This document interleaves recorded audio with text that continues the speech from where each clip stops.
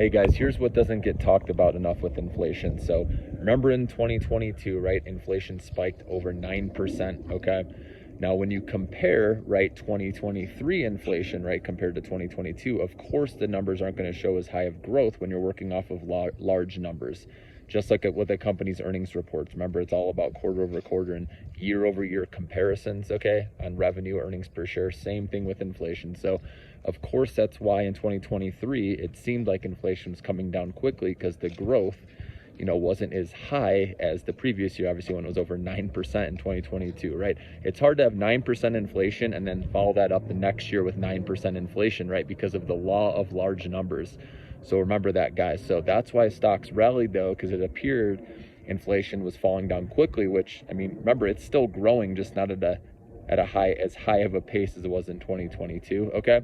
But now that we've lapped 2022 into 2023, okay, and now we have to, in 2024, compare against 2023 numbers, it's going to be much harder to show decelerating inflation, guys, okay? And that's what we're already seeing. The last 3 reports have come in hotter than expected.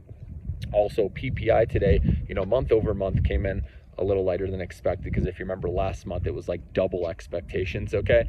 But year over year, it still missed, okay? It was the worst reading since April 2023. And we know oil prices are going to remain elevated for the reasons we discussed before. Remember, wars going on, obviously, OPEC and Russia cutting oil production, okay? We got the summer months coming up soon where demand is the highest. That's where oil prices are higher, okay? A lot of reasons. Also, shelter costs, we talked about those remaining high because of short supply, right?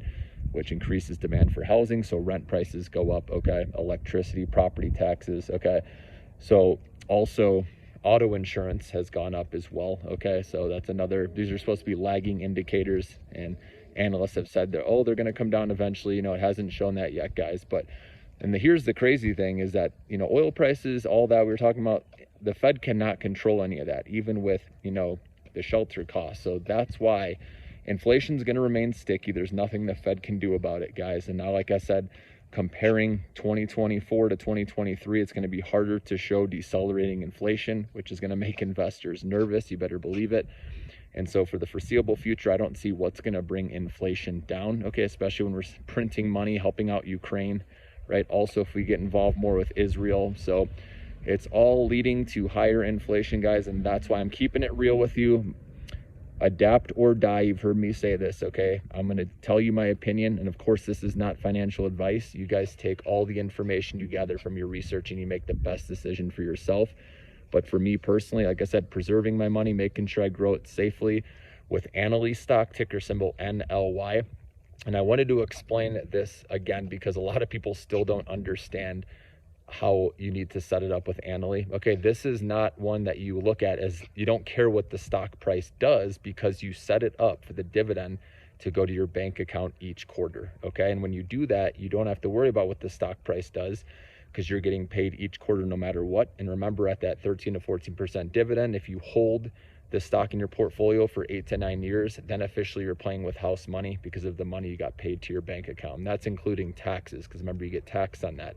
So a lot of people don't understand why I'm recommending Annaly. And remember, I've said constantly that this is not one you reinvest your dividends. That's not what you do with this stock. It's where you set it up to have it go right to your bank account, and you can do it, under the dividends tab, of your account, or you can call to make sure and just say, hey, I just want to make sure I have Annaly set up, all my shares, the dividends are, going right to my bank account, and then you'll be good. Then, like I said, it does not matter what the stock price does.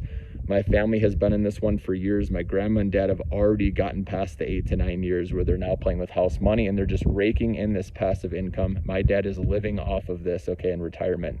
And it's the best investment we've made. I've been in it for about 5 years, so I'm more than halfway to that, playing with house money. This company has continually paid dividends since the 1990s. It's a mortgage REIT.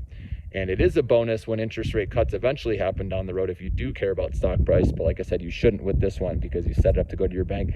But on paper, right, it will benefit, when interest rate cuts eventually happen one day. But we're not there yet, guys. So anyways, just wanted to keep it real with you. Again, drop me a line. Give me some comments below. Have a good one.